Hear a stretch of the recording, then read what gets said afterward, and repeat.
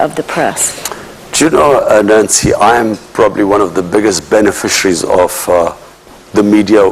When we had free media, I gained the most because I was, until then, until 2001, there was only one television, and that was the national television, PTV, which was totally a government-controlled television.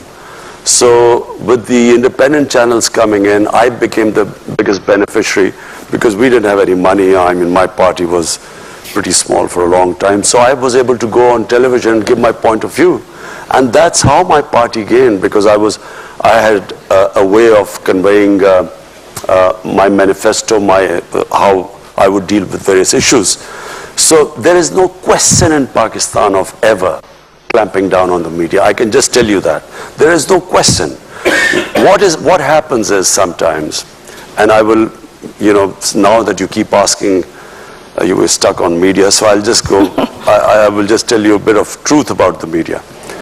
There is, as Lee Kuan Yew once famously remarked, what was sometimes called freedom of speech by the media or freedom of expression is sometimes the freedom of the owners of the media channels to conduct whatever they want to do. So in Pakistan, what we had the situation where here we were fighting. I don't know how many of you know of the Panama Papers, the Panama Revolutions.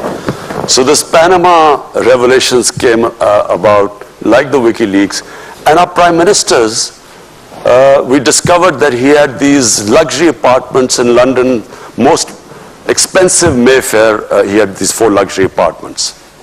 So like a opposition, like anywhere in the democracy, we asked him, where did you get the money to buy these flats?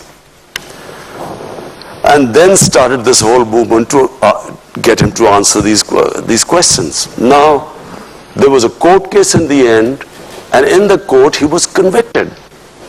But do you know there was a media channel, one of the most powerful media channels, they did everything to protect him. Now this is not what a media is supposed to do. The media did everything. They covered up for him, not just protecting him. I, who was asking my democratic right, a question to asking someone, where did you get the money? I was attacked. Personal attacks. I mean, the sort of attacks I faced, no political leader I challenged, no political leader would have gone through the sort of personal attacks they went, because, they couldn't attack me on my, on integrity, so they went on these personal attacks. So this is not normal for media to do this. Media is not supposed to do this. Media is supposed to be a watchdog, to bring out, play the role of an opposition.